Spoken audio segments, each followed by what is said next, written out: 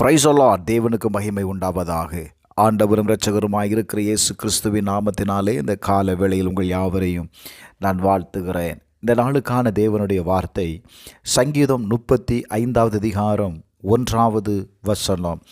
கர்த்தாவே, நீர் என் வழக்காளிகளோடு வழக்காடி என்னோடு யுத்தம் பண்ணுகிறவர்களோடு யுத்தம் பண்ணோம். ஹல்லேலூயா.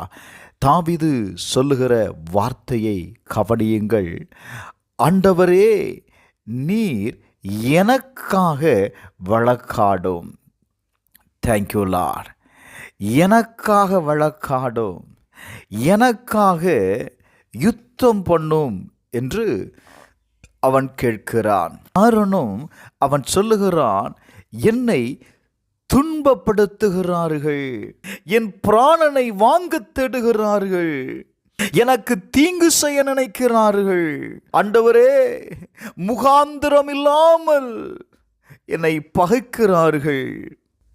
வேதம் சொல்லுகிறது, அவன் கர்த்தருடைய தூதனை அவன் அங்கே கட்டளையிடுகிறத பார்க்க முடியும். கர்த்தருடைய தூதன் அவர்களை துரத்துவானாக, கர்த்தருடைய தூதன் அவர்களை பின்தொடருவானாக. இந்த கால வேளையில் ஆண்டவரை பார்த்து சொல்ல முடியுமா? ஆண்டவரே, என்னை துன்பப்படுத்துகிறவர்கள், என் பிராணனை வாங்க தேடுகிறவர்கள், எனக்கு தீங்கு செய்ய நினைக்கிறவர்கள், முகாந்திரம் இல்லாமல் என்னை பகைக்கிறவர்களுக்கு முன்பாக நீர் எனக்கு ஒத்தாசையாக எழுந்து நில்லோம். சில நேரத்தில் முகாந்திரம் இல்லாமல் நம்மை பகைக்கிறவர்கள் பேசுகிற வார்த்தை இருக்கு பார்த்தீங்களா, அது நம்மளை காயப்படுத்தி விடும். என்ன காரணம் என்றே தெரியாமல் நம்மை பகைக்கிறார்கள் இல்லை? இன்னைக்கு அப்படிப்பட்ட சூழ்நிலையில் நீங்கள் இருப்பீங்க அப்படின்னா, கர்த்தர் உங்களுக்காக உங்களை துன்பப்படுத்தவர்களோடு எதிர்த்து நிற்கும்படி கர்த்தர் இறங்குகிறார். உங்கள் பிராணனை வாங்க தேடுகிறவர்கள் வெட்கப்பட்டு கலங்கும்படி கர்த்தர் இறங்குகிறார்.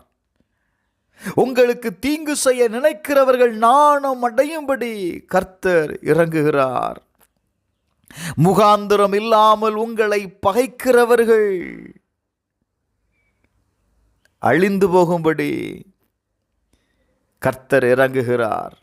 நான் இப்படி சொல்லுவேன், உங்களுக்கு முன்பாக இப்படிப்பட்ட நபர்கள் இருப்பார்களே, ஆனால் கர்த்தருடைய தூதன் அவர்களை உங்கள் வழிகளிலிருந்து, உங்கள் வாழ்க்கையிலிருந்து கர்த்தருடைய தூதன் துரத்துகிறான்.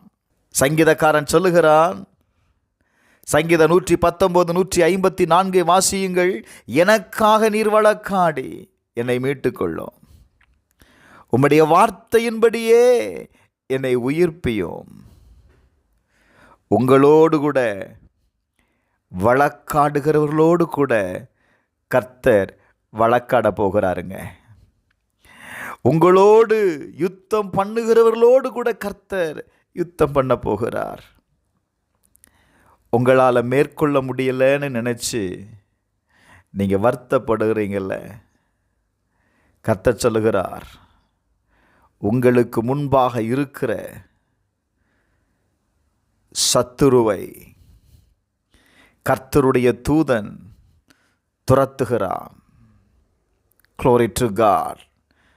அவர்களை பின்தொடரும்படி இன்றைக்கு கர்த்தருடைய தூதன் உங்கள் மத்தியில் இறங்குகிறான். நீங்கள் பார்க்க போகிறீர்கள். ஒருவேளை சத்துருவானவன் உங்களை பின்தொடர்ந்து கொண்டே இருக்கலாங்க. அன்றைக்கு இஸ்ரவேல் ஜனங்களை சத்துரு பின்தொடர்ந்தான். நடந்தது என்ன தெரியுமா? யாத்திராகமம் 14:25 வாசித்து பாருங்கள். அவர்களுடைய ரதங்களிலிருந்து உருளை கழலவும் அவர்கள் தங்கள் ரதங்களை வருத்தத்தோடு நடத்தவும் பண்ணினார். அப்பொழுது எகிப்தியர் இஸ்ரவேலை விட்டு ஓடி போவோம், கர்த்தர் அவர்களுக்கு துணை நின்று எகிப்தியருக்கு விரோதமாய் யுத்தம் பண்ணுகிறார் என்றார். உங்களை துரத்துகிற சத்துருவுக்கு முன்பாக கர்த்தருடைய தூதன் இறங்குகிறான். அவன் பயந்து ஓட போகிறான். Thank you Lord. தைரியமா இருங்க. கர்த்தர் உங்களுக்கு துணை நின்று உங்களுக்காக யுத்தம் பண்ண போகிறார். செபிப்போமா? பரலோக பிதாவே, இந்த காலவேளையில் உம்மை நோக்கி கூப்பிடுகிற ஒவ்வொருவருக்காக நான் செபிக்கிறேன். கர்த்தர் அவர்களுக்கு துணை நின்று அவர்களுக்காக யுத்தம் பண்ணோம். இயேசுவின் நாமத்தினால நீர் கேடகத்தையும் பரிசையும் பிடித்து ஒத்தாசையாக எழுந்து நில்லும் ஆண்டவரே. ஜெயத்தை தாரும். எங்கள் சத்துருக்கள் சரிகட்டுதலை எங்கள் கண்கள் காண உதவி செய்யும். இயேசுவின் நாமத்தில் பிதாவே, ஆமென்.